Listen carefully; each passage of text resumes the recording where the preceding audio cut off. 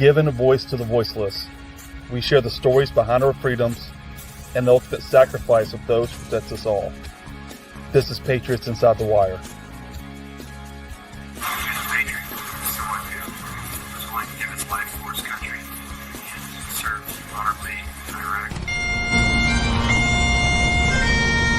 Beautiful thing to see the family and friends come together and honor his life and his service to our country.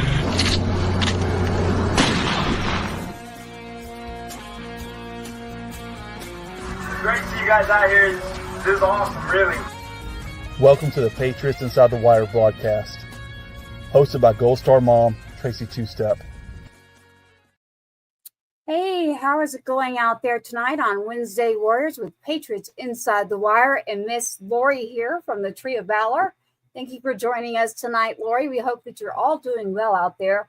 We have a very special broadcast for you. So we really want you to grab your friends, your loved ones, whoever it may be, and share and let them know that this is live right now, a live broadcast. It is a broadcast, then a podcast, but we are on radio as well. We have a very special guest with us tonight. As you see, the Tree of Valor is here. How are you doing, Lori? We're thrilled to be here.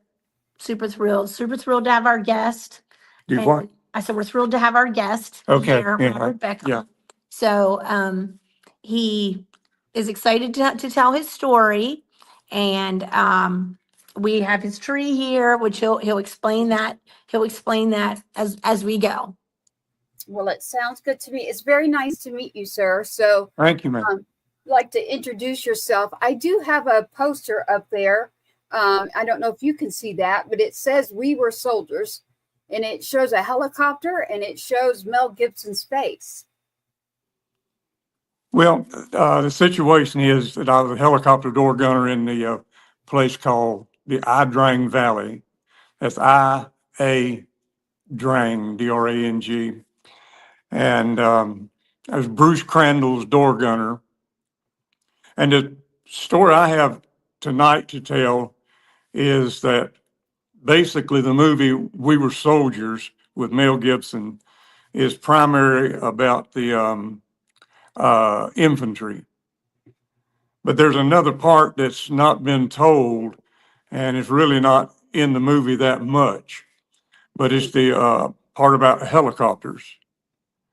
And so my story is almost totally about the helicopters. So Yes. And may I, so your name is Robert. What would you like for us to call you tonight, sir? What do you want us to? She said, how do you want to be addressed, Robert? just Robert be fine. I'm having a hard time hearing you. I Okay, lost well, some. Robert, thank you for your service first. All right. Thank you for that. So I want to hear about this. I want to hear more about the parts that nobody else got to see in We Were Soldiers about this in Vietnam. And it's very close to my heart. There's a lot that happened on the way home. So from my heart to yours, I'm saying thank you. And I want everyone out there to pay attention. You need to pay attention. You need to understand the true individuals that have stepped up to this line. They have served to give you the freedoms to tell me, yes, I want to watch it, or no, but don't send me any messages. Just turn it over. And you look at Robert and you pay attention to this very, very important piece of history, true story that we're going to give you. And at the Tree of Valor, the tree that we'll talk about after that. But Robert, I'm glad you're here. Can you hear me better now? I'm trying to talk louder. I can hear you all right, bits and pieces, but once I get talking, I can go. And so Let's I go. won't have to, you won't have to ask too many questions on this because I'm going to feed them to you as we go. Well, at any rate, in 1963, February 1963, I went into the military and basic training, AIT.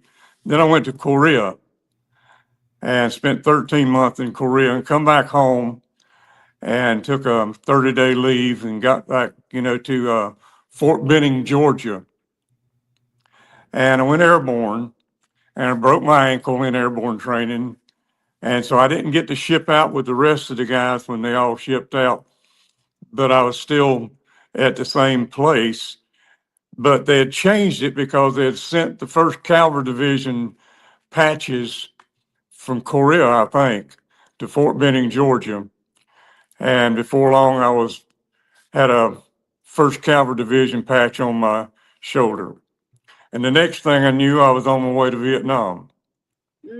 Went over on a boat, took us about 30 days to get there. And once we got to Vietnam, this was a brand new thing. They never used what you call gunners that I know of. And they had crew chiefs, but they came to the infantry looking for volunteers for door gunners. Well, I was trying to get out of something and thought maybe that might be a little bit better or easier. So I stuck up my hand. And because I had a little prior service in Korea, Bruce Crandall chose me for his door gunner. And so time went on up to November the 14th, 1965, was the first major battle that took place in Vietnam. And So I have a question. Now I have a question. yeah, When Bruce chose you, you had no idea that he was going to be asked by Hal to go into the first battle. no. It Who is this individual? they You had mentioned already names. decided this before we ever went over to Vietnam. It's And when you in the mention movie, these it's showing the names, party and stuff they're having, but we don't at any know rate, these names. So who is Bruce? Who are these other names we're mentioning? So Bruce Crandall is the pilot. He also was the Medal of Honor winner. This really should be a Medal of Honor winner too. he was called the Snake or Serpent Yes. 6. And at any rate, The I'm going to pilot. take you on. I'm going to take you on Yeah. to the battle part now. All right. Okay. So we were at a place called Play Me Special Forces Camp, getting ready to make the assault.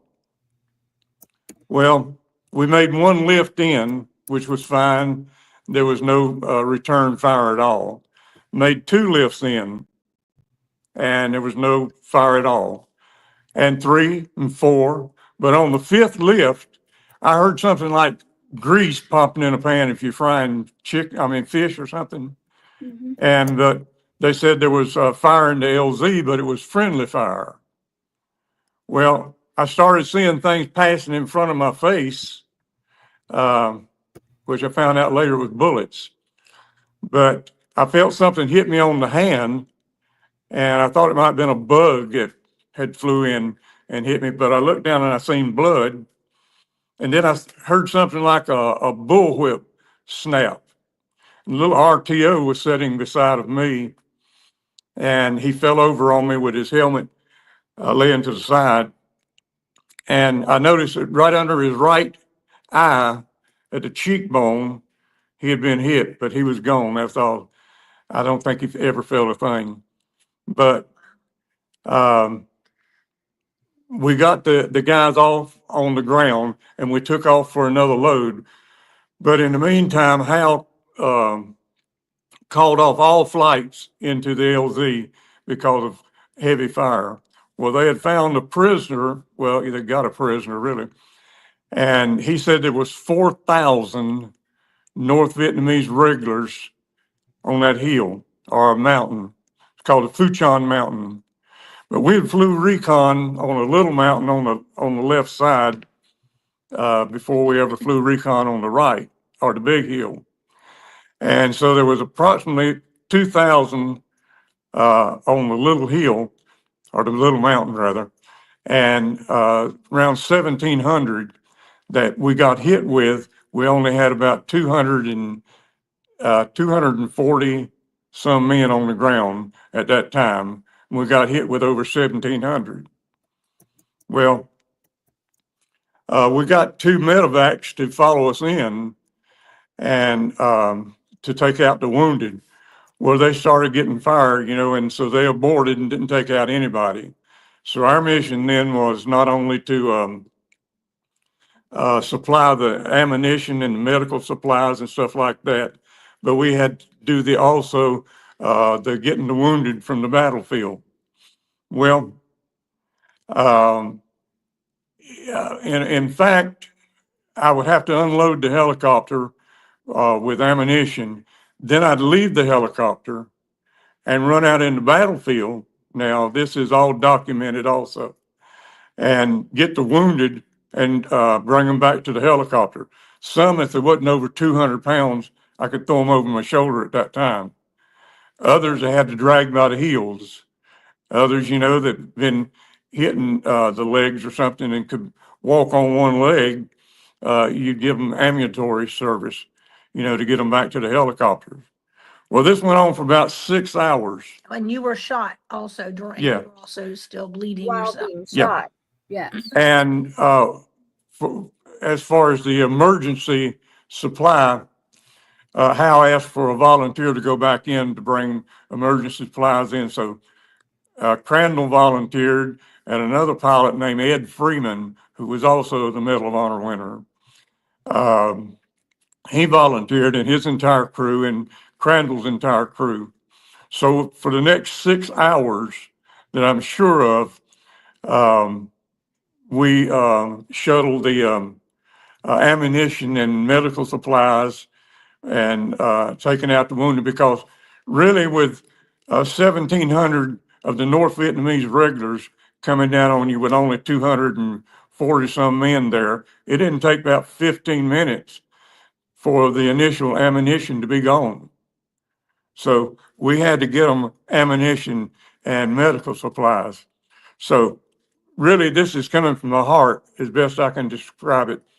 I kept running out there and getting them, and I'd already made it, clear in my mind, I ain't gonna make it. I ain't gonna make it out of here. So what we decided to do, me and the gunner on the second ship, we decided to do all we could while we could until he got us. I mean, honestly, I was running up the in the middle of the battle there, and actually bullets were shooting up dust all around me, but none was hitting me. And so It's a miracle. I kept going. And we took a total of 70 some men out of the valley there that would have, I believe, died had we not been there to take them out, because you couldn't get the helicopters in because they were being targeted. And so later on in the day, the rest of the helicopters, were free to go in with us. But that's basically on the Ia Drang Valley. As far as, like I say, there was one story that the movie showing we were soldiers, but that's basically entirely infantry. But there's another story going on, just like I'm telling you now, that a whole lot of people don't know. Mm-hmm.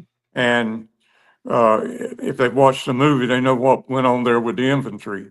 But wouldn't that be neat to have a screenwriter like write that The story? full depiction. Yes. Yeah, in order- actually yeah, to tell have that, the to tell. full depiction.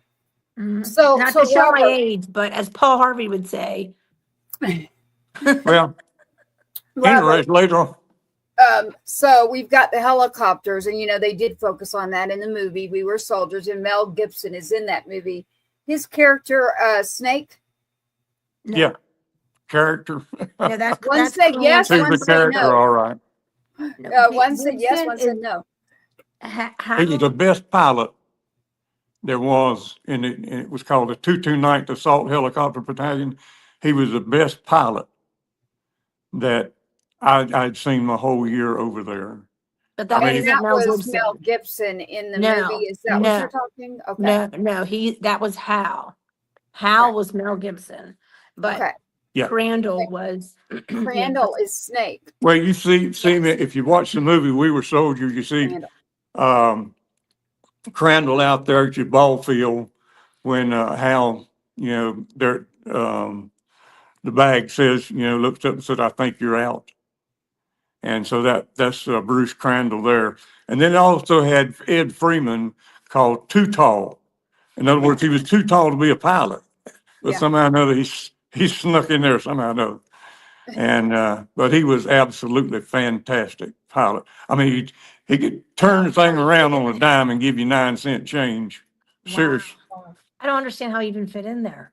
Huh? How he even fit in a chopper. He was That's so tall. amazing. So Robert, as you were discussing, they really focused on infantry and in the helicopter and going to and from, but you were on the ground going back and forth, literally in the middle of the heavy. It was heavy.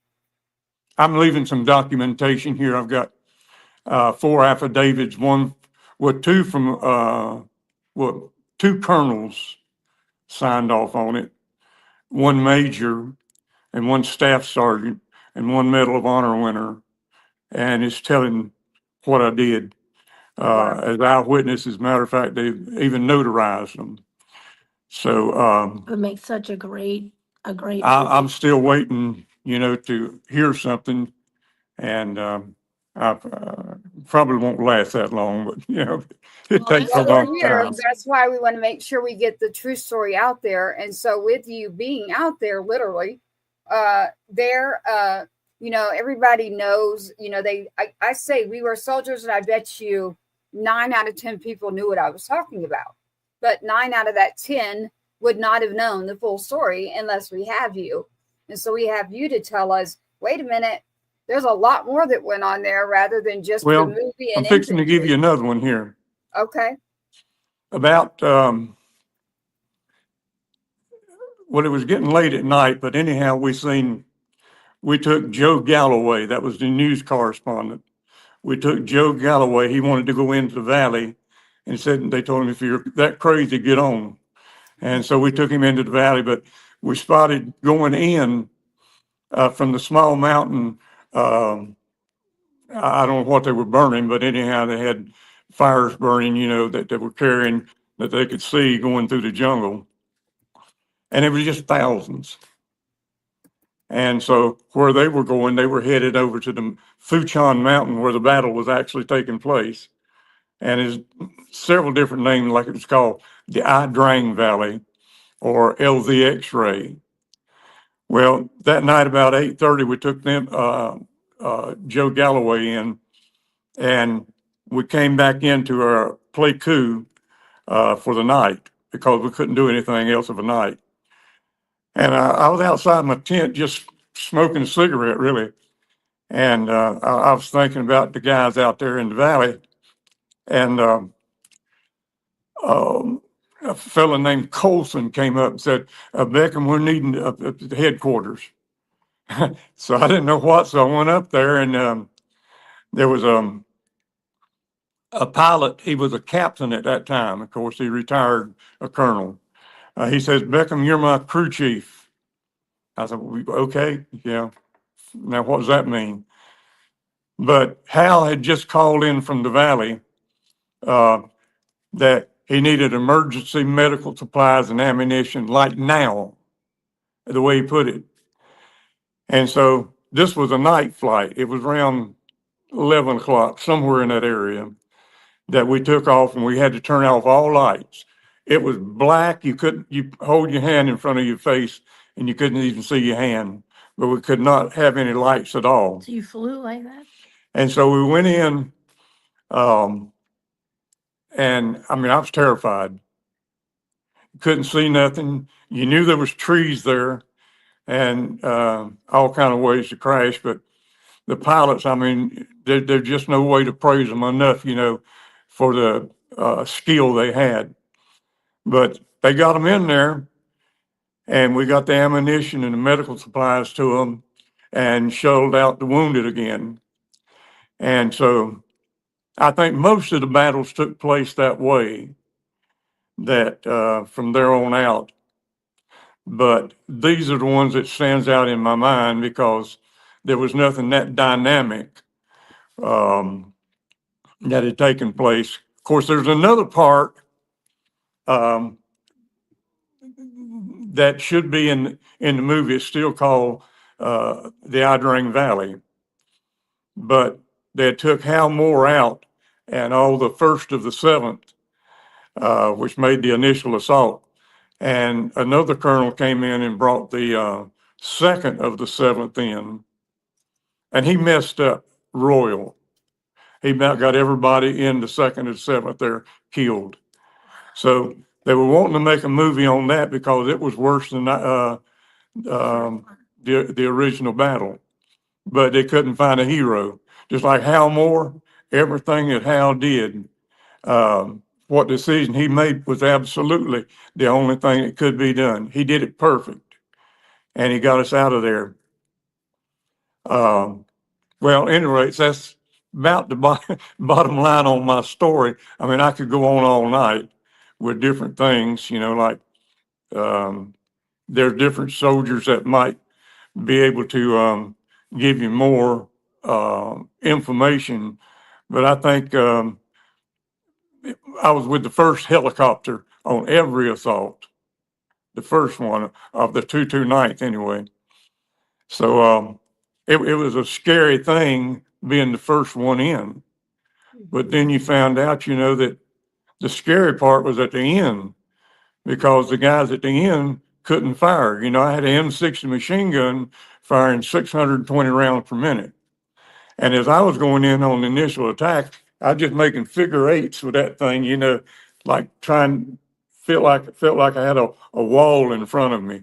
But these guys coming in behind me, they couldn't fire because we already had men on the ground. So number one, sometimes the best place to be. And like I say, I could go on all night, really. Well, tell us about your tree. And also, we yeah. have a question here. The question is This- that the first time the Army used that style of helicopter?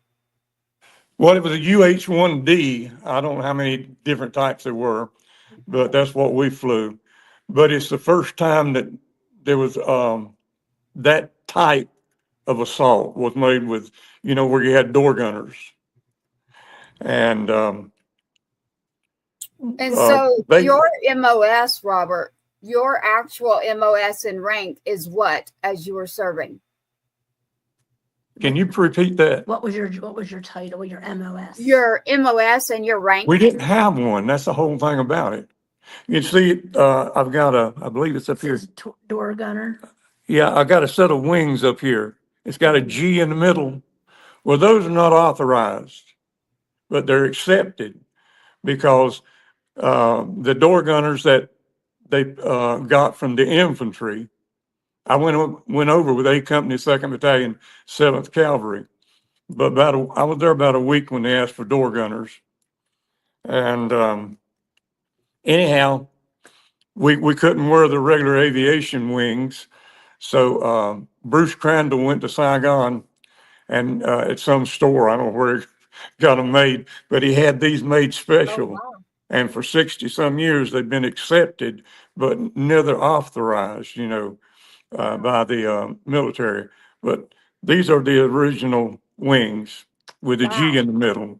In other words, if you see, I think they sell them, at different places now, but they didn't have any MOS. They didn't have any 4-door gunners. But like, how old were you, Robert? How old were you? I was about 18, I think, something like that. Wow. Not even old enough to drink. Oh, no. No, I was, yeah, okay. You were drinking or you were old enough to drink? No, I mean, there's all kinds of things comes out in movies now. My brother, which went in after me, I was there in 65. And he went in 67, I think. But the movies that he tells me to watch, they're just sitting back, laid back, smoking pot and things like that. Well, that wasn't that way with the original guys that went over, because the 1st Cavalry Division was reformed right there at Fort Benning, and it was aviation. And I honestly believe this. Matter of fact, I think I know this, but the United States took the best that they had to offer and formed the 1st Cavalry Division. So, and did you that's about all sign up, Robert, or were you drafted? let me tell you the story on that. Yeah. I was working in a cotton mill, and worked there for about a year. Well, I never graduated from high school at that point. I did later on, with community college. But there's a girl came to work there, and she was pretty. And so I got sort of sweet on her, but found out she was married. And then somebody told me that her husband was outside the gate with a shotgun waiting for me to come out. So I went out the back door. You know what I'm saying? Got in my car and left and went home. Next morning, I was at the recruiter's office, to join. That's a story. And that afternoon, I went to Charlotte and took my initial physical. And from there, I was on my way to basic training. And so, 18, and you're 18 years old. yeah, some were drafted, some were volunteered. I had a shotgun. What do you call it? Robert, do you remember how many that you pulled out of there in combat? We pulled out. Let me tell you. I don't know how the words that I can use or how I can describe things. We can say a lot of things, just not like the F word, like the cuss words. But you can say anything. No. It's things that is really hard to swallow. Yes. But we took men out, that had no legs. We took other men out, dragging them. We had to take and push the guts back into their stomach, trying to rake the grass and the leaves and stuff off. But it was something, which these boys, honestly, you hear it says, some call for mama. I heard them crying for mama. That's hard to take. Yeah. But we took out 70 some out of the valley there. We pulled, dragged, whatever. I had, Angel Kumba was on the next chopper, and we were both landing both side by side. And somewhere along the line, they had picked up one of these stretchers like things, with canvas and got wooden handles. And they didn't use that very long. I wonder why, but found out that they made a couple trips with it, and they had to give up on it because when they looked at it, it had 20 bullet holes in the canvas, and the wooden handles were chewed up with bullets that they couldn't tote it any longer. So these were things, that, I mean, it's something that is one of the, you want to show that? So we made, at the end of the movie, they have a list of all of the fallen from that particular 15th, from that particular day, and a few days even following.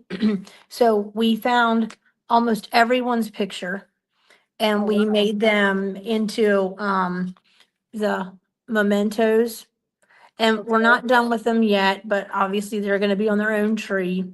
But as soon as he saw this picture of this gentleman. And who is he? Can we say his name? Because I'm really big on, we better This is say one, his name. if you'll notice in the movie, He's not stuck. Hal Moore called in they were overrun. And Hal called for Broken Arrow. That meant every plane in that area had to come in and, try to rescue them. They were dropping napalm, and matter of fact, that was the best choice, the only choice that Hal had, and he made it. And so 2 of the planes coming in had the wrong coordinates, and they were dropping napalm on our company area. And Jimmy got caught on fire. And Joe Galloway, the news correspondent, he had talked to Jimmy prior to that, because Jimmy had just had his wife had just had a baby. And so after he got burnt like that, the medic told Joe to grab hold of his ankles. They're going to try to get him to the helicopter. But when Joe grabbed hold of his ankles, the skin just peeled back from the napalm that had burned him. And so, in case anybody wants to know, you don't find it out on the movie or anything. Jimmy lived for 2 days that way. My prayer has always been that they kept him sedated because his whole side of his face was just burnt completely off. And so, like I say, some of these things, I don't know whether it's allowed to be talked about It is or used in allowed. language like that. But It's the truth, and it is allowed. I mean, we want the true story here. And you said Jimmy. What is Jimmy's last name? it's on there. Nakayama. If you want to try it, let's see. It looks like it's Nakayama. Nakayama, something like That's what it that. said. Nakayama. Yeah. Yes. And so for 2 days, wow. That I agree with you. You know, you do, and you're just sitting there going, man, we hope they are sedated. So the medics that were there too were all over the place. So it sounds like you were doing multiple things. You were not just gunner. You were doing medic. You were doing everything you could do. Well, the situation has to occur, you know, which I determined, you know, I wasn't going to get out of there. I knew that. I mean, it was obvious. And so I'd made it, you know, just made it up in my mind that if I got hit, I would hope it right between the eyes. You know, I didn't want to get mangled up like what I was bringing in. But I had to keep going. And I had a little bit of strength back in, which I've lost most of it. But dragging somebody, I mean, and put a 200-pound man on your shoulder, and how fast you're going to run. Like I say, bullets popping every which way. But the thing about it is that I'd come to my senses before, you know, when it all started, and I got down on my knees and I prayed. And Amen. as far as I'm concerned, he answered my prayer. He got me through it. But the whole idea was that I was no longer a boy. I became a man. And all those guys out there, you know, laying out there screaming and hollering, what are you going to do? You're going to say, hey, I'll help you if you make it up here. No, you go get them. Yes. You do everything you can. And that's what I determined in my mind. Till they got me, I was going to get all I could, you know. And 70-some men off the battlefield. That is such a story.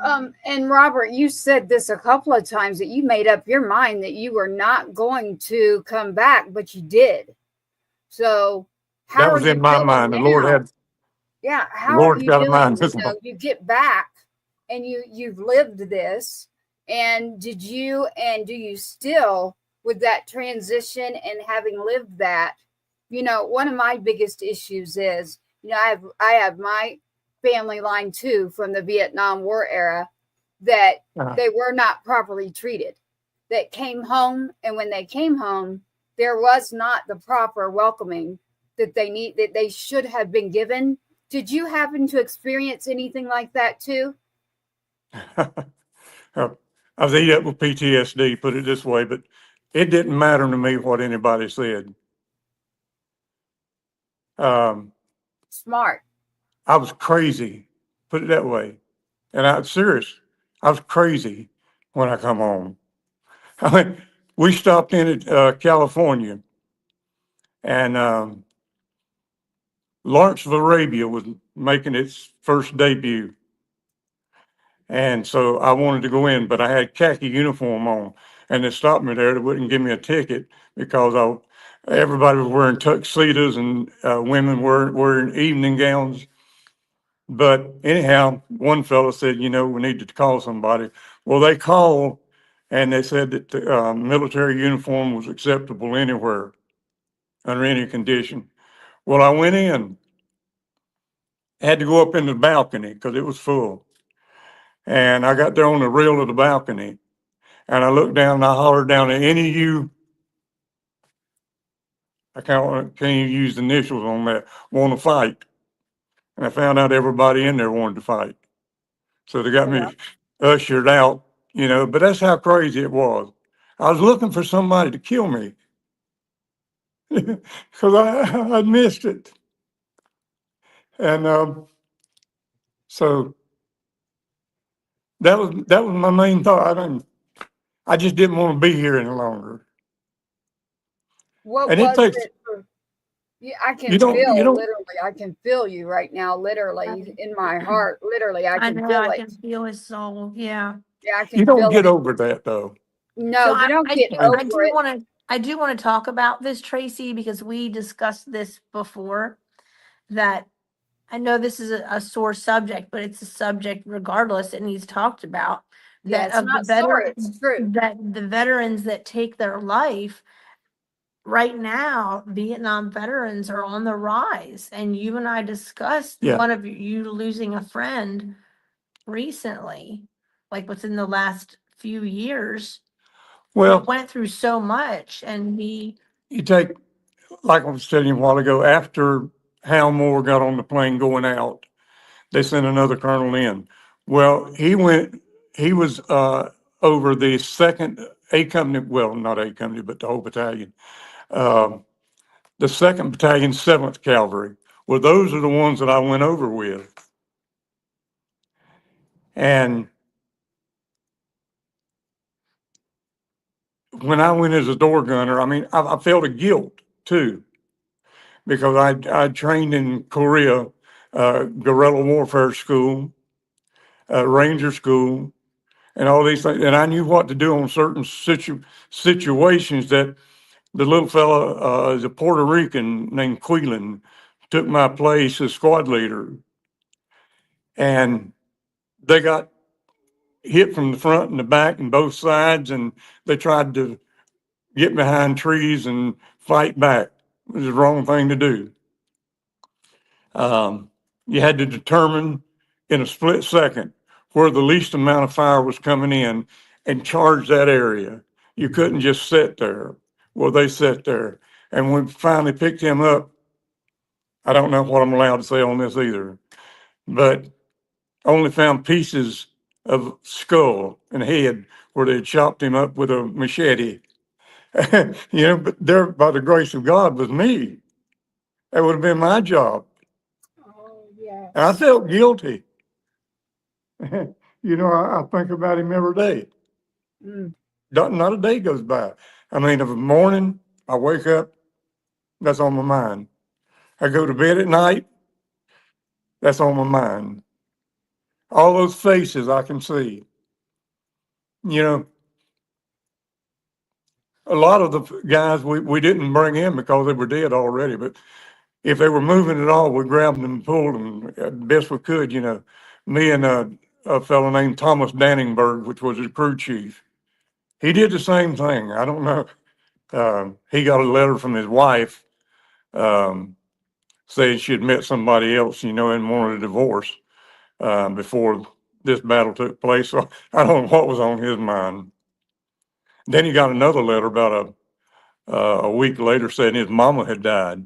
Now they gave him a choice; he could go home under any of those circumstances, and he chose to stay. And they asked him why, he wanted to stay. He says, "Nothing to go home to." So and who was, you lost your wife, your mama, and so he didn't have a whole. did he make it home? Huh? And who was that? He made him home. He made it home, yeah. Did he? But it And never got. was he depicted in there as well? You mentioned he was a squad leader. Were you already gone? You'd been shot already, and you had been rescuing and trying to save others. And so when this individual took over as squad leader, is it because you had already left? You'd already been shot and you had already been doing things. No, this was called Albany, which was part of Ia Drang. It's a big situation, but Hal Moore had the first of the 7th. but they brought somebody in for cleanup, another colonel, which was the second of the seventh. And the second of the seventh is what I went over with. And out of the second of the seventh, A Company second of the seventh, I was one of 11 men out of 145 that came back alive.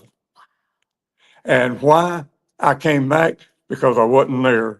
I was in the helicopter. That's something to think about. You know, so Well, you had were it on the been, ground too. You mentioned that you were running around and, and the whizzing and the bullwhip and that, you were going and y'all were all trying to pull the people out of there.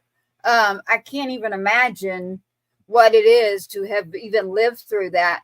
Just talking to you, it reminds me, Lori knows something. I'm okay. I like to connect to our veterans, and it's weird for me because people would think this is hard for me. And ironically, it's not. Me hearing you and hearing your voice and understanding your heart, and me not having my son, you keep mentioning door gunner and infantry and Fort Benning. And that is where my own son was. So just your words and your heart, and, I can feel it. And every bit of it, you even just talking to me, if we weren't even doing this right now, you help someone like me just by being able to fit back in, because we don't get a home. We don't get a unit. We don't know where our people are. But, I relate to a story you just mentioned, the gentleman that got the message that his wife was leaving. We'll tell it sometime, Lori. I know Lori wants me to tell my story one day. But my own son got one too, that his was pregnant. And obviously it couldn't have been him because he was in Iraq. I won't say where, but Vietnam has always been a special place in my heart based on just the way I grew up was a rough way. But the nicest and people that I've always connected to that found me in situations that were rough. The Vietnam veterans always lifted out a hand and said, come on. And they weren't normal situations that anybody should have been in. But I always found that the very first individuals that found me when things were happening, even as a child, it was a Vietnam veteran. It's funny you say that. It's funny you say every that time. because even Lexi, right? Her very favorite. I mean, it could be any wartime, right? Right. But the Vietnam veterans are her grandpas. That was me. It was like they were my dad. I'm hoping next Saturday he comes to her little Saturday supper, so that I think he would really connect with some of the veterans who are coming, who have stories just like his. you gonna run through that with her? I think you should. So when you were talking about how being on a chopper maybe is safe, these guys were doing a supply mission, like they weren't. These were in the Ia Drang Valley. I don't know where you can really see. Hold it up a little bit. There you go. And move it more towards you, Lori. Yeah, there you go. That's a fellow named Don Grella. Okay. And this is one of the pilots. There we go. Kenneth Stansel. Got it. And this is another pilot. I'll get his name of course. Jesse Phelps. Okay. And this was my little buddy over there. And that is Thomas Rice. And I bumped right beside him. And matter of fact, he had two kids, two little girls. One was 3 years old and one was 4 years old. But what the story on this is, the very next month, this November 1965, when the Ia Drang Valley took place, in December, the 101st Airborne were getting kicked pretty bad. So we were making an assault the next morning. So we went out that evening to sort of bivouac, get ready to make the assault. And we sent one helicopter back to the rear to bring out hot coffee for us. So, hot coffee makes some miracles, happen. But they never made it. True. Yeah. And so the story is 43 years later, they finally did the excavation there in Vietnam. Uh, Matter of fact, they found one dog tag of Grella's and a piece of jawbone. I don't know how to determine it was jawbone, but through DNA, they determined it was Grella's. And that, matter of fact, is I've got a song called "The One Who Waits," Okay. and it's on the internet. It can be picked up. You know, Robert Beckham, "The One Who Waits." So you're a And singer, Robert. do what? He's a You singer. did singing and songwriting? Yes. Yeah, I'm singing it. He's a singer and a songwriter. Yes. Yeah, I've won North Carolina Country Music Awards Songwriter of the Year 2 years in a row, and I won first place for the state of Maine for Gospel Song of the Year and Patriotic Song of the Year. So Wow. I've been around, you know, like cow chain. I've been drugged through it. Yeah, you know, I'll have to look I'll that get up. that I one don't in know further. if you're comfortable singing, you can do it. This show always has music. Lori probably told you that this is a show that, to me, music is medicinal. Music is therapeutic. Is that what you found, that the music is sort of like a therapeutic area for you? Absolutely. I don't know, therapeutic. I don't know really what the word means, but Helpful. That's how it's helpful. It's helpful. it was a relief valve. So tell us, is there something we can do now, circling back to the veterans the Vietnam veterans were losing to suicide? I don't know. I hate bringing it up, but I don't know. is there anything that we can do? I was seeing a psychiatrist 3 days a week when I got back, and I'd seen her so long. Well, she was good, though. I declare she was good. And she told me one day, she said, well, she got another veteran, you know, that was in the Ia Drang Valley, and if I wanted to talk to him. And I said, yeah. I knew him when she told me his name, but she said, well, I have to get in touch with him and see if he wants me to give you his phone number. Well, she did. And I called him up and made an appointment, you know, to go talk to him. So my wife and I, you know, made trips to a place called Seagrove.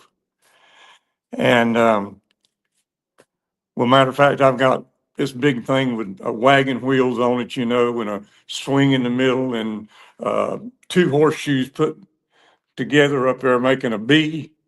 Oh, nice. For Beckham. Yeah. And he did that. He did all the welding for me and stuff like that. And my wife likes to, you know, to go to yard sales and stuff, like old frying pans, anything like that, you know, she liked. Well, he did too.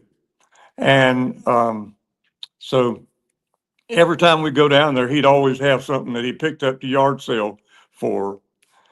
Well, I was sitting in my recliner one day, and I got a phone call from his sister, and she said, Robert, Tom's dead. I said, what happened? Said he was just sitting on his bed. He fired 3 times in the ceiling and 1 time in his head. So I'd never noticed it myself. You know, if I'd have known anything about it, that something like that was on his mind, I'd have stayed up there every day. You know, I went and see him every day, but I didn't know.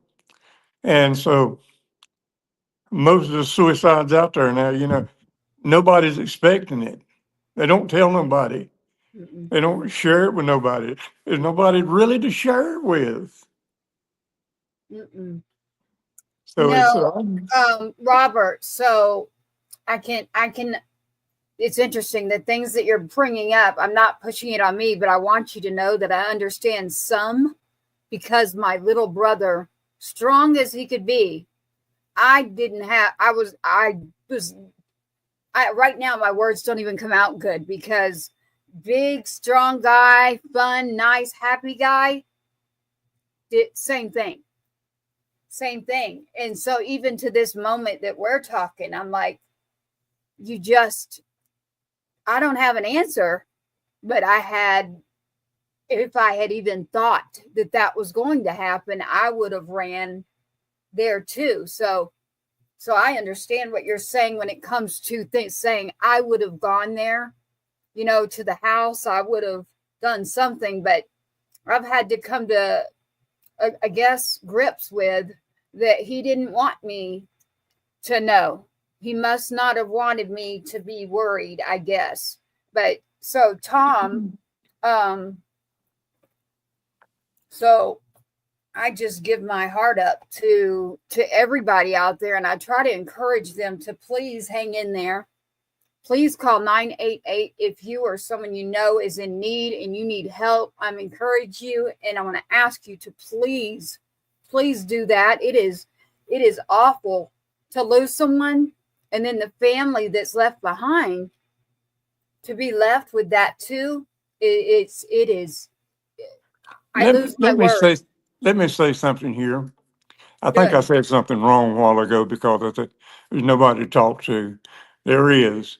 And had they not stayed on me, to go to church, I don't know what would happen. But I finally relented, and went ahead and went to church.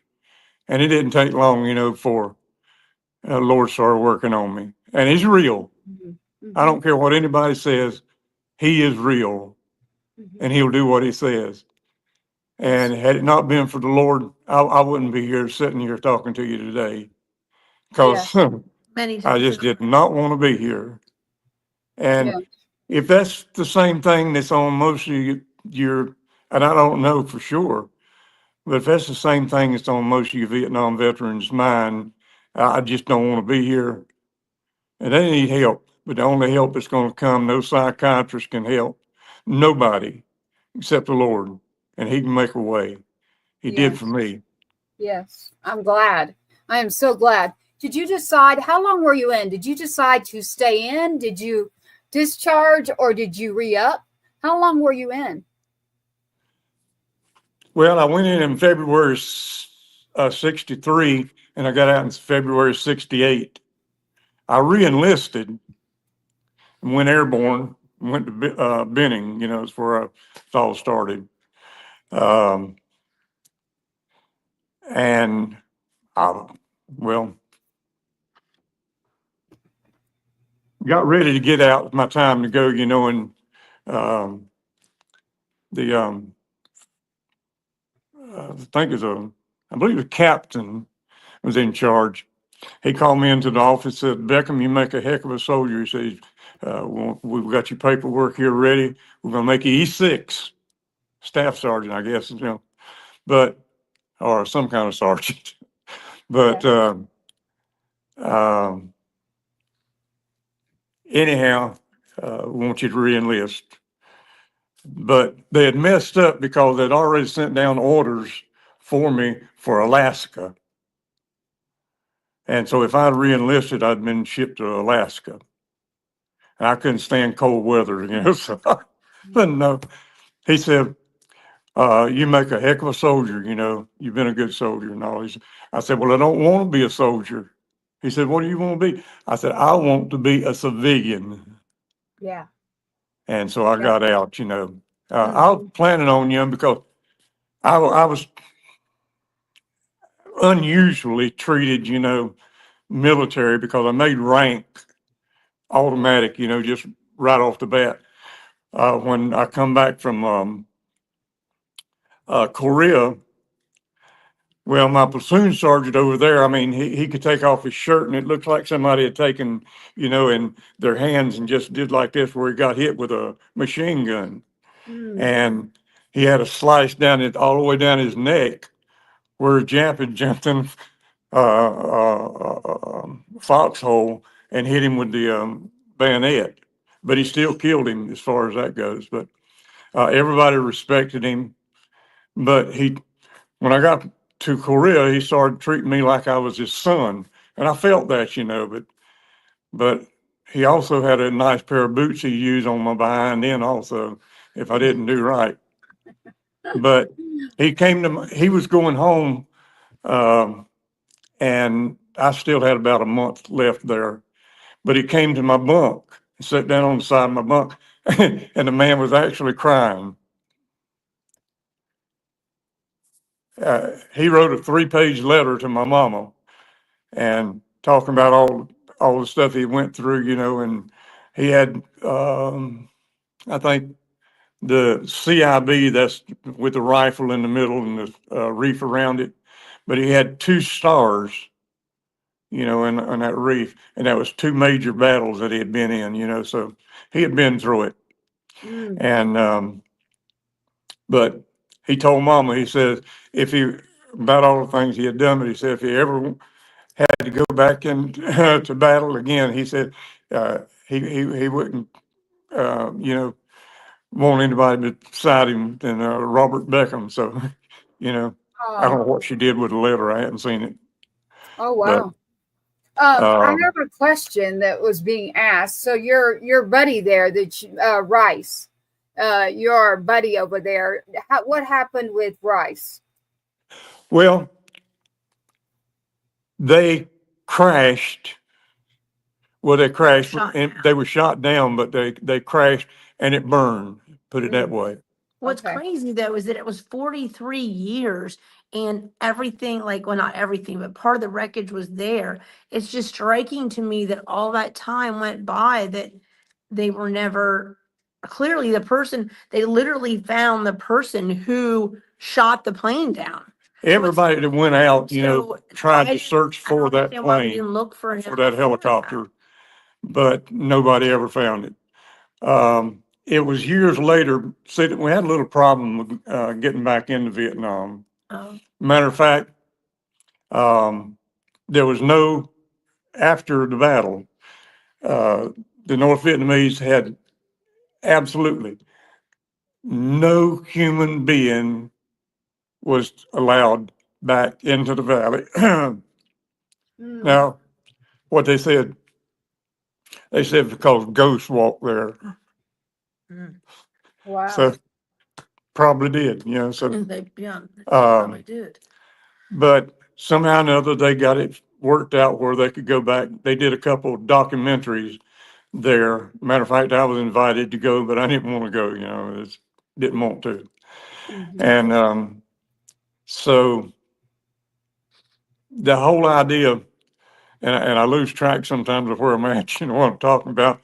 You're good. But they got permission to go back, but it was hard, and it was later on. But they found a man, North Vietnamese, they said that he had shot down a helicopter in that area. And when they went back to do the excavation, they found one dog tag with Don Gorilla and a piece of jawbone about the size of my thumbnail.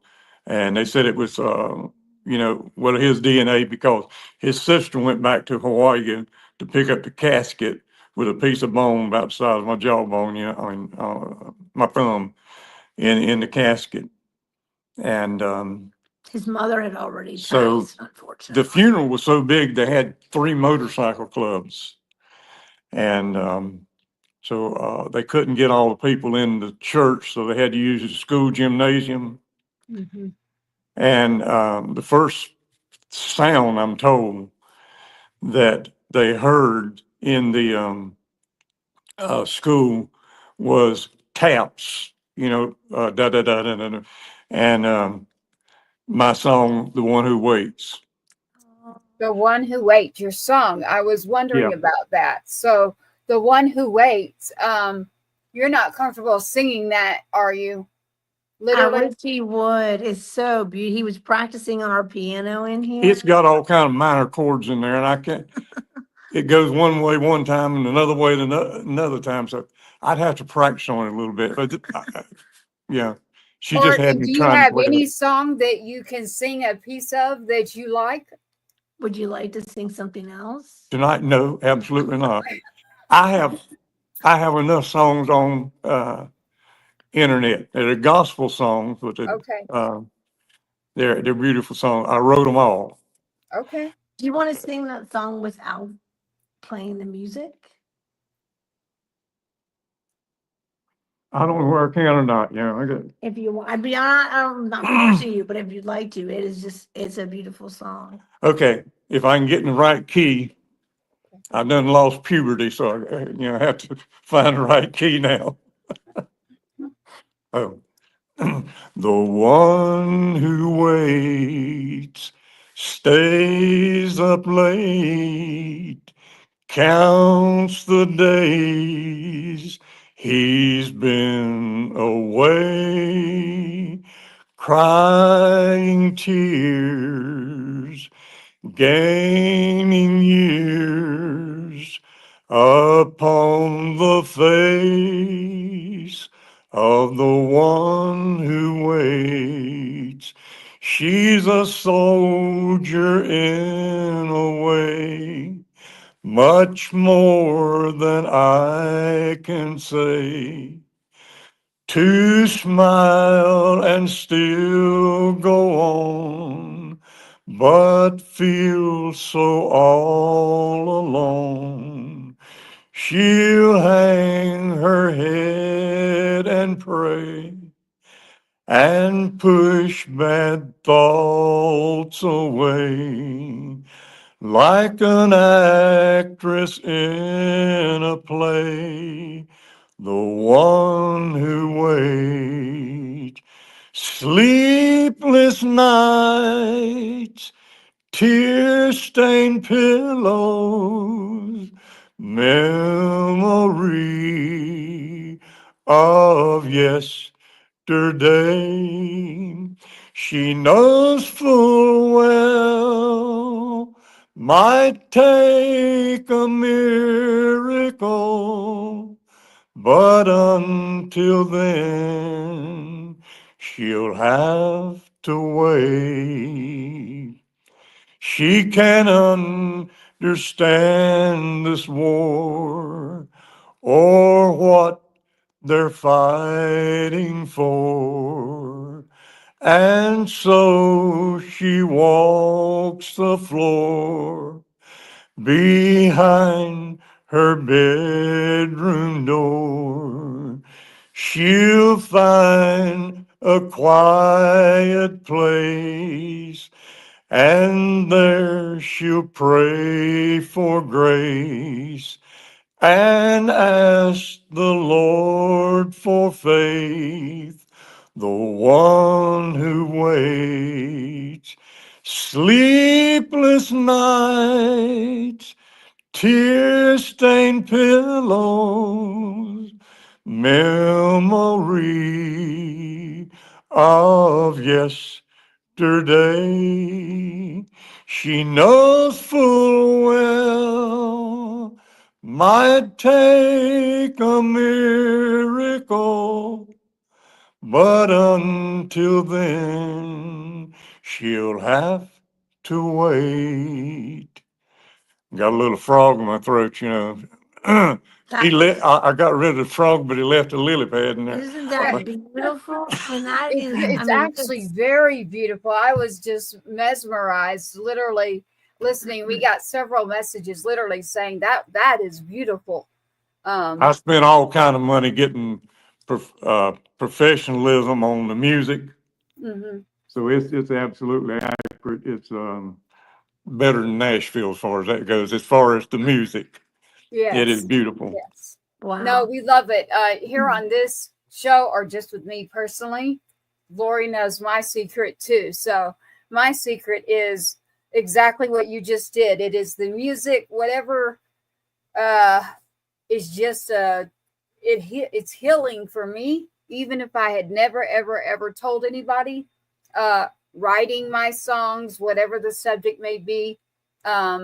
But I think your voice is amazing, and that when we do Patriot Fest, because that's coming, Lori, that I hope that you are there as well, because we'll be doing the Sergeant Two-Step Award to give away to others, and that's a new that just happened recently.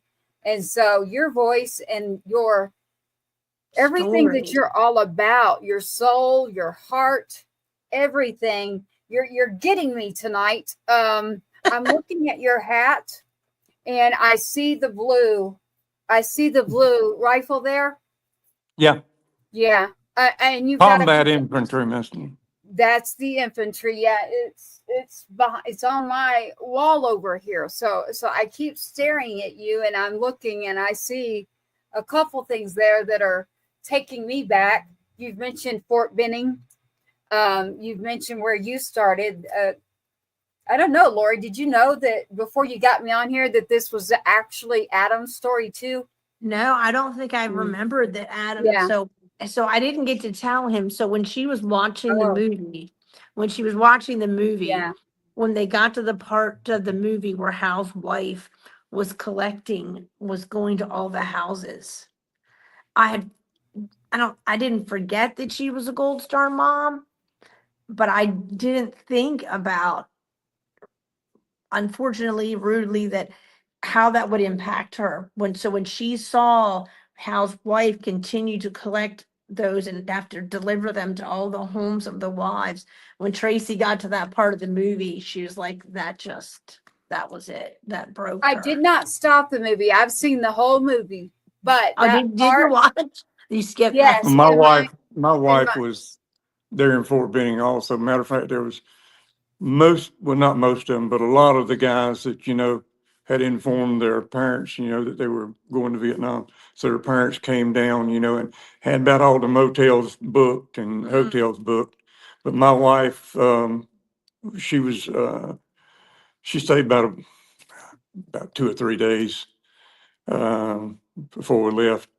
And, but we were in the housing area there, and, wow. No, can't tell you what it's like to put her on the bus and watch her go down the road, knowing where I was going. Yeah, it was interesting to have a kid in the service, and then I'm one of those. Now this one, you remind me of him. He's a fighter.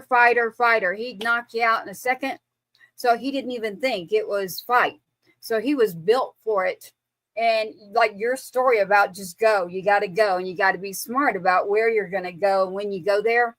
The gunner part, there's certain areas. I actually did watch all of it, but there were parts that got me. And the part that got me was when they would send the telegram to the ladies' homes. Mm-hmm. And I just would turn away for a little bit because a lot of people don't understand. They think that's just in the movies. And actually, they do come to your door, like physically. Telegram. They physically came to my door. They physically come to your door. They physically walk in the room. They physically deliver this to you. And they have a chaplain and they have the casualty assistance officer. And they're telling you the worst news they can possibly tell you in your whole entire life. And then they leave. And you're like, what the heck? Like, we still got a lot to improve on out there in the community. And other people understanding these stories like your story. I need them to hear your story so they understand, what if I have a bad day and I'm not doing well either? Because I'll be really honest with you there, Robert. I've got my own moments where it's, it's not a good day or it's just not a good thing, Let me just, I do like this all the time. And that's me pointing up to my faith and my son, and what you said is the same for me.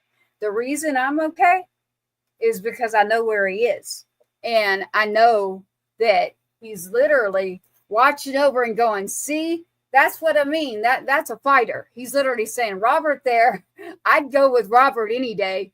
Again, back over, that's what he'd say. I'll go with Robert because I don't have to worry. He would say, when you go down range, there's no rank. It's all about who's got your back.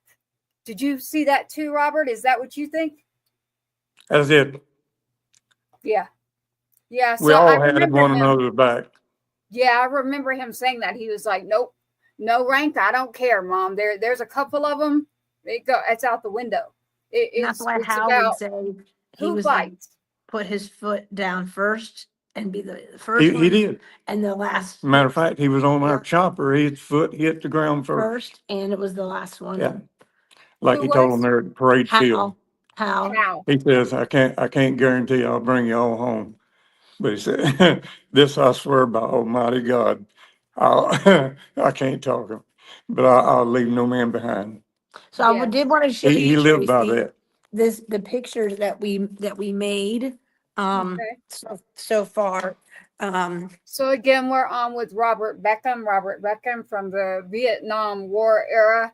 As he mentioned, I like when he says it actually there in Vietnam. He's talking about his true story that he was in. And a lot of people will reference the movie We Were Soldiers, which showcases a lot of the infantry. And Robert is telling us firsthand knowledge and account of living through, oh my goodness, living through this, one of 11 to come home. And Lori, are these the pictures of the fallen? These are the pictures of everyone in the movie. When you get to the end of the movie, they show you all the names of just the people who fell, the veterans the service members who fell during that particular During that war. in that unit. Yes. So these are just, there's a couple missing yet, but Whoa. so what we're going to do is when we have our Saturday Lexi's Saturday supper next week, all the veterans that are here, you know how we normally do our 22 a day salute. We're actually going to do it for the Vietnam area of Good. the And you're going to do 22 gallery. plus 5, right? Yeah. Yes. But next week it's Lexi, going to be tell about Lexi. Vietnam. Lexi What? is the daughter of Lori here from Tree of Valor. Tree of Valor is one of my partners here. You can always find us on a Wednesday. So I want to give Lori a big hand here. That work that you did by putting this together for the show. Look at this. All of these pictures that were being shown are here at the Tree of Valor that Lori has taken the time. Lori, where did you find all of the pictures? So there's this amazing site on the internet called honorstates.org. And it's not like a government site or anything. It's like a regular nonprofit, and they have amazing information on there because you can actually not just find the picture, but you actually can find out information on here. You know, one of my dreams is to someday have these trees at the Vietnam Wall. We have been at the Vietnam Wall, like the one that travels, and we went to Weldon, North Carolina, and they had the North Carolina Vietnam Wall there, right? Everyone who had fell from Vietnam in North Carolina. So people would go to the wall and they'd see the names.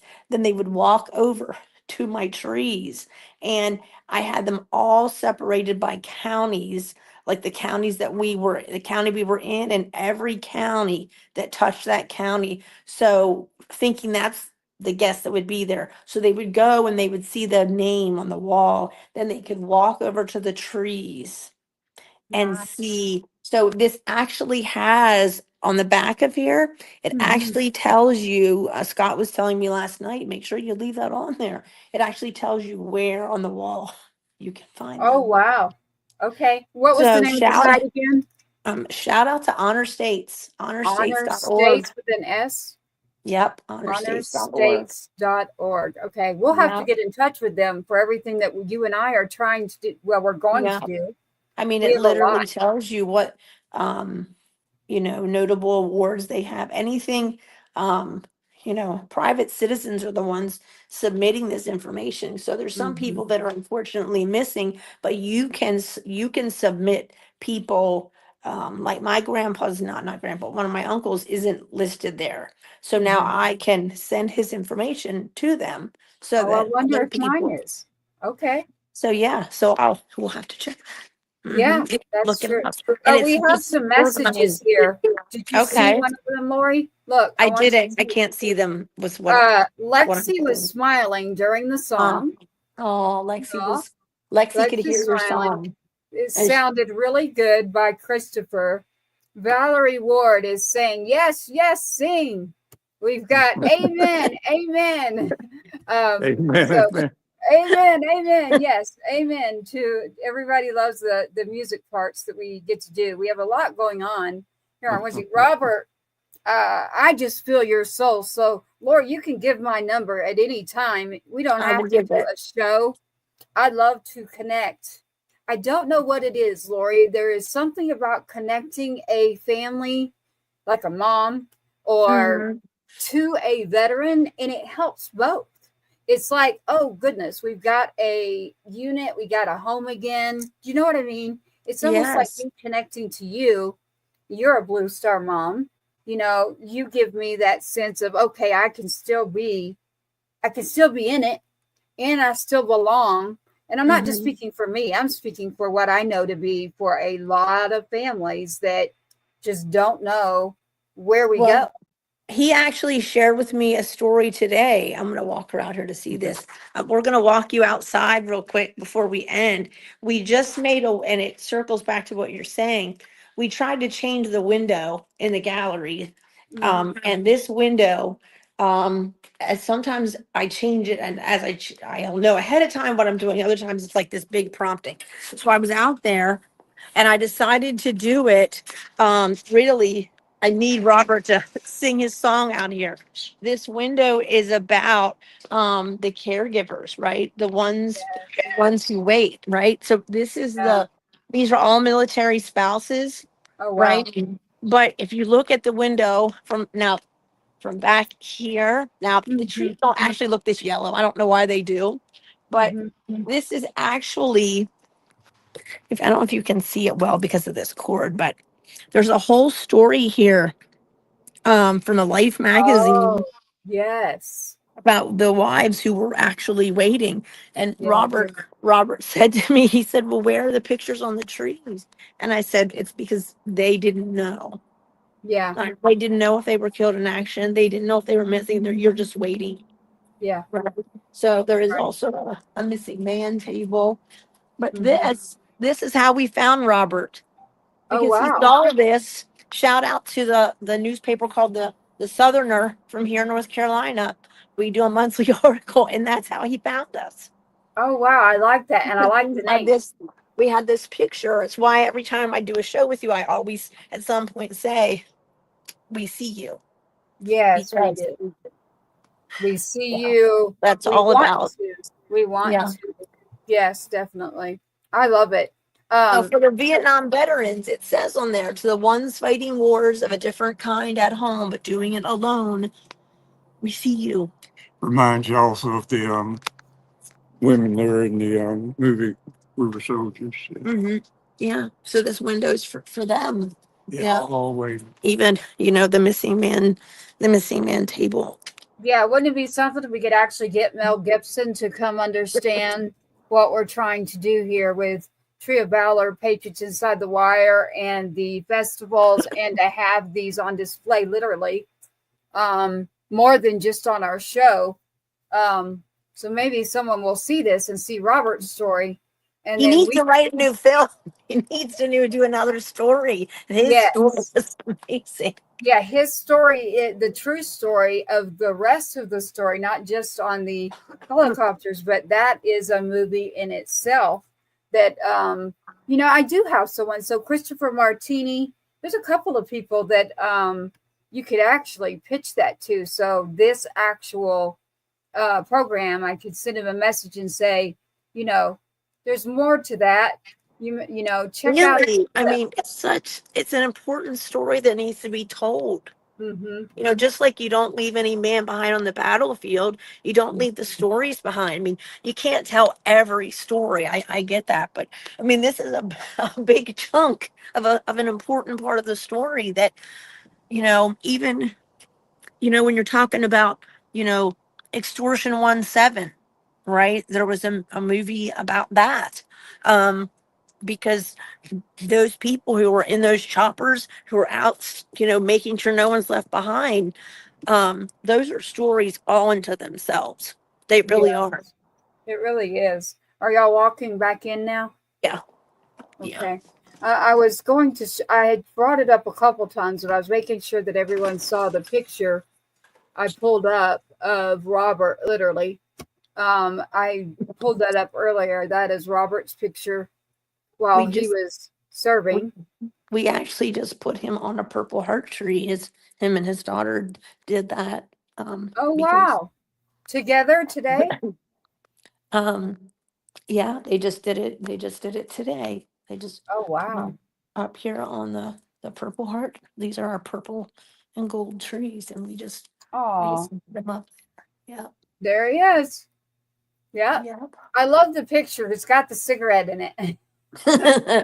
Yeah. It stands right out. I love it. It's classic for the era. Classic, like strong. You can tell the fight is there. But see, there's another helicopter, Extortion 17. Yes. Yeah. So I mean, unbelievable. An unbelievable. I don't even. It's a true account of service. Those that didn't make it back, those that serve, we owe them all. There's not enough to say thank you. It's all about the people connecting in the community and understanding that even if you don't agree, you've got your freedoms, and from there, go about your way and we'll go about ours. But we know our way, we know our lane of what we like to make sure to get out on this show. And as you can see, Lori's showing you every bit of it. So this is, I'm not sure how to say his last name, Phil Reyes, I think. But he was a Vietnam veteran and made it home. Had a long service history, actually, and but lost his battle here at home. Wow. So we honor him, on the tree, on the chairs, and yes. Lori, did you want a song tonight for Robert to hear? Hey, you can pick the song that you feel. Oh no, we'll let Robert. So I do have one that who Uncle Rhino is, but I have one called Best of Us. And then I have Empty Chair at the Table. I have Flag that Billy Ray jumped in on. That was when I was not in a nice mood. And then I have Raise Up Your Glasses. And that's the one we play usually on a Tuesday, Thursday. So Robert, we have one when I was in a mood. It's an angry mom. It's an angry mom's Flag. She wants her son. It's not anger. It's the truth. It wasn't the truth. Anger. It's the truth. And then there's one that's Best of Us. You are the best of us. The best of us. Do that one. I don't remember that. Empty Chair at the Table, which is Lori's. That's Lori's favorite there. Do you want Empty Chair at the Table song? She's going to sing. She's going to play a song. One's called Empty Chair at the Table. And the other one's called Flag. One's called Flag, and one's called The Best of Us. What am I supposed to say? She just wants you to pick a title that you want. Flag or Empty Chair? Flag, Empty Chair, or Best of Us. Empty Chair. Empty Chair. That's my. Y'all are getting me with that one. I can't play Flag. Nobody lets me play Flag. I'm gonna play Empty Chair. This is Lori's song. So Tree of Valor with Lori for Robert. So I'm going to go back over here to the Vietnam, the 38 missing from North Carolina. Okay. And this is not mixed, but this is for Robert from Lori and Tree of Valor. And this song is Empty Chair at the Table. And these are 38 missing. Okay. These are the 38 missing from North Carolina. Christmas lights fell bright and golden. Now the nights are dark and frozen. You were here, my heart was swelling. Now I'm left with tales worth telling. Photos framed, but they ain't breathing. Silent room, my chest is heaving. You were strength in uniform. Now my life is weather worn.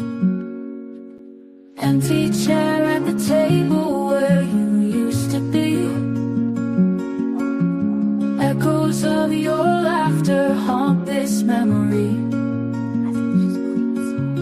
Heaven called you home, but left this heart alone. Warriors on earth,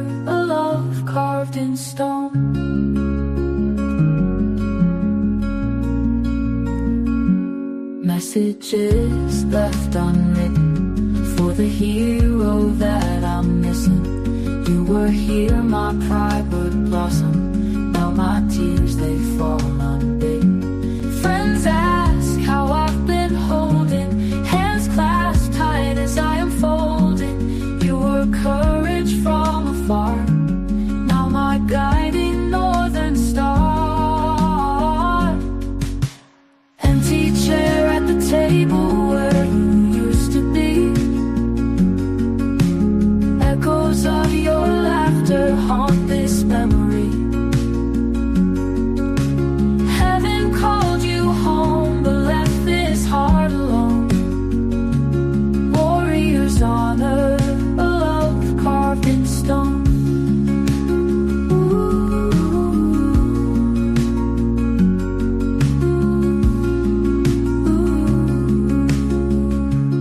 Messages left unwritten for the hero that I'm missing. You were here, my pride would blossom. Now my tears, they fall unbidden.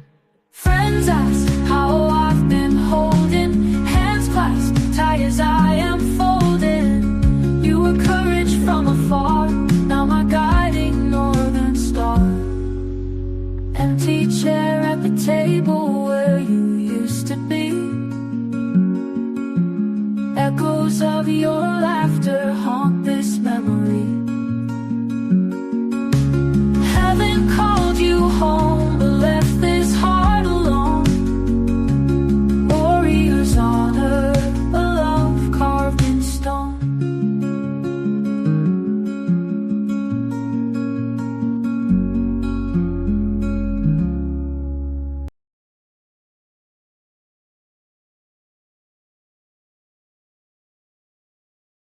Tree of Valor, and I am back. Lori, it worked the whole time. Could you not hear the music? Okay, I could tell. So you did. We got to see every bit of it. It was great. So we saw every bit of it. Your mic is muted. Your microphone.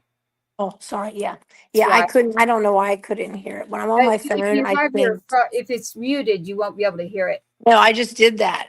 Oh, Yeah. That that's whenever I'm good. on my phone, I can never hear. That's interesting. Okay. And All frustrating. right. Yeah. Well, we want to say thank you tonight for everybody tuning in to Patriots Inside the Wire with the Tree of Valor tonight with Robert Beckham and Robert This Beckham is- and his story and There's his lovely everything that he's daughter. done. We've talked about. We were looking at We Were Soldiers Once and Young. No one ever usually says that second part, Robert. Let me tell you something on that. What is it? I got a call from Ed Freeman, who got the Medal of Honor. In other words, he was already processed except for going to Washington to get the medal. But he told me they were making a movie, you know, and he said the title of the movie was going to be We Were Soldiers Once and Young. Mm-hmm. Well, I don't think it was about 2 weeks later, said he called back and said, Robert, they changed the title of the movie. Mm. I said, what's that? He said, it's just going to be We Were Soldiers Once. Hmm. And I declare, I think about 2 weeks later, he called me again. He said, they changed the title of the movie again. And what is it? We Were Soldiers. So it was brought down, you know, from We Were Soldiers, like the book with Joe Galloway and Hal Moore, which wrote We Were Soldiers Once and Young. Mm-hmm. It was based primarily on that book, but they changed the name all the way down to where, you know, it's just We Were Soldiers. I just thought I'd add that, you know, in little No, I extra wanted to tidbit. know. Yeah, I was wondering because when you look up everything, it goes to We Were Soldiers Once and Young. In other words, we're not the only ones that can't make up our mind, you know. Yeah. I like that. Yeah. I like it. I do. Thank you, Robert, for joining us tonight and sharing, you know, your story, which Okay. isn't just a story, your life. Thank you for sharing your life, literally. So I know in my heart, you touched my heart, even if anybody out there, it didn't for them. I hope that it gives them more information and it helps them understand. But I can tell you, I've already touched somebody, and I believe in just touching one person in their life is a good thing. So to me, that's a great thing.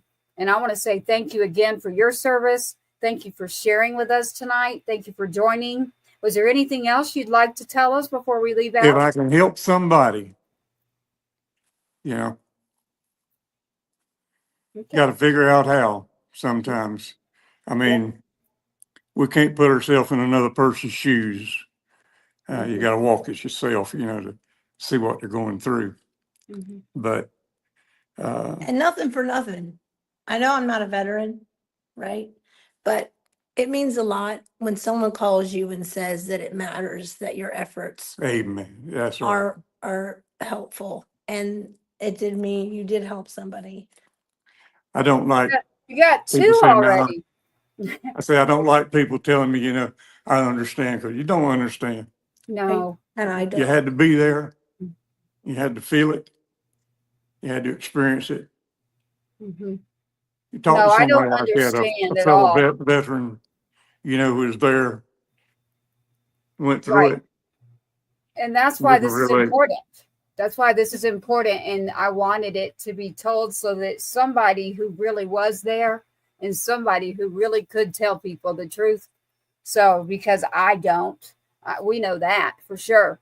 The only thing I can talk on is what it's like to have a kid in the service and then they don't come home. So I like to grab the true stories out there and make sure that we put it out there for everybody they need to understand a little bit more behind maybe something on a TV screen, maybe something on a movie. We want them to put a person and personalize the information that's out there that is true in our history. So we're trying to put back the history with the truth. And the only way to do that is with someone like you who actually was there. So with someone like you, we can now give the true accounts and the true history, which may not even be, they may not be teaching this in some schools. So a lot of people won't learn it. Yeah. Well, you know, you got to, and I call them, I don't know what, back in my day, we call them drugstore cowboys. You got a lot of drugstore cowboys out here, you know, if I'd have been there, this is what I'd done, I would have done. Yeah. No, you'd been like the rest of us. You'd be looking for the closest rock you could get behind, or whatever you could get behind, whatever you could hide behind. Yeah. Heroes are not born, they're made, I believe. Yeah. And a hero does what he has to do. I never accept myself as being a hero. Matter of fact, let me say this, and I'm gonna quit. I'm going home. We had, I forgot what I was going to say now.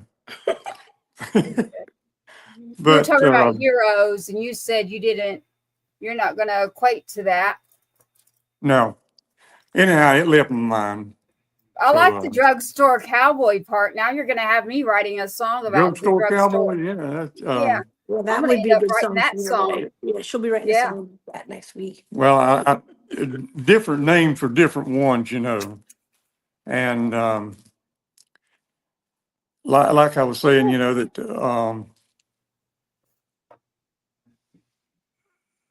I don't like, you know, to be even considered, because we were put in, matter of fact, we were put in for the Medal of Honor. And that was the pilot, you know, like Bruce Crandall was aircraft commander, and then they had a pilot. Well, the pilot himself had put us in, me and Danningberg, for the Medal of Honor, but he died before he got all the paperwork finished. And then finding somebody else, you know, to take over. Well, finally, Colonel Gilson, who was flying number 3 helicopter, didn't go back in for the emergency resupplies, but he put me in for the Silver Star. Well, I got the pilot for number 2 helicopter that went back in, Frank Marino. He put me in for the Distinguished Service Cross. But Danningberg, when I told him, you know, originally that they had put us in for the Medal of Honor, he said, well, I don't want it. And he said, and you shouldn't either. I said, why is that? He said, because we don't deserve it. I said, well, they say that we do. Yeah. He looked at me and said, "We didn't deserve it." He said, "Those men down on the ground, they deserve it." Oh, wow. Yeah. And so I don't know. That's the way Danny Burke felt, and I that's think you deserve it. I do. Yeah, I do I think too. you deserve it. I know when we were sitting here talking, a picture literally flew off, literally at me, flew off. literally. So it's mine. So, Yeah, it literally. I don't know if y'all saw me jump a minute ago, but you were sitting there talking, and you forgot what you were going to say, and a big boom happened, and this literally wow, that's flew out at crazy. me, and I was like, "What the heck is happening here?" Strange things happen. Yeah, yeah. Ab- Yep, not a absolutely. coincidence. But you were talking about heroes, and they're not being born and building and fighting. So this one of mine, you can see them all behind me, came out a fighter. So I have a feeling you are too. Just a born someone then that probably could have decked somebody, and you are a. Some people just can fight, and that can be bad and good, right? So he did good, too well. He did too well as a fighter. He could be very well trained as a fighter in something like the military. So I know that myself, Robert, just from the encouragement to join, I have guilt a lot of days where, man, I should not have told him to join the service. So I'm admitting that to you right here in front of everybody. But then I have to think back and go, you know what? That kid, he was born, and we grew up in certain ways that fighting for him was one of those things that he was a very well rounded fighter. So for him, it was great. The good news is that he was able to make it back from wars. Unfortunately, on U.S. soil is where we're losing too many. So we shouldn't have to lose anybody because you've had to stand up for some things that aren't. I guarantee, Robert, you've seen things that happened in the military, no matter where it was, and it was not right. Well, I had Let a me make kid. a point here. Woo, okay. We lost a lot of men. Some of the sign says some gave all gave some. Mm-hmm. And they used the term that this one gave his life. They gave their life. They gave their life. I don't believe any of that. If anybody got it, they took it. There's no soldier here on any of these trees that gave their life. Somebody took it. Somebody took it. And That's true. somebody paid for it also. Yes, I like that. Somebody took it and someone paid for it. I love that. From now on, that's going to be my response when people try to go there. I'm going to use that one.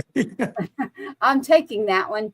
We're going to close out here. So stand by, Robert. Stand by, Lori. And I'll play the closing, but don't close out yet, Lori or Robert. Stand by while I close out for us and I say bye. But don't go anywhere. Hold tight. For Patriots Inside the Wire, you know that we're on Wednesdays with Tree of Valor. But again, don't forget on Thursdays, you have our show as well, Two Step Tribe, to tune into that for Billy Joe Jones. Stand by. We're signing off tonight with Tree of Valor, Miss Lori and Robert Beckham. And we've been talking tonight with him, and we thank him for his service. And again, another night at Patriots Inside the Wire. We say thank you for tuning in. Please share and get to know us and let us get to know you. And we just thank you for being there for us as well. And good night. We hope that you have a beautiful evening and a beautiful weekend. Thank you for watching another episode of Patriots Inside the Wire, hosted by Gold Star Mom, Tracy Two-Step. Help us broaden our reach. Like, subscribe, and share. So I have my brother Two-Step.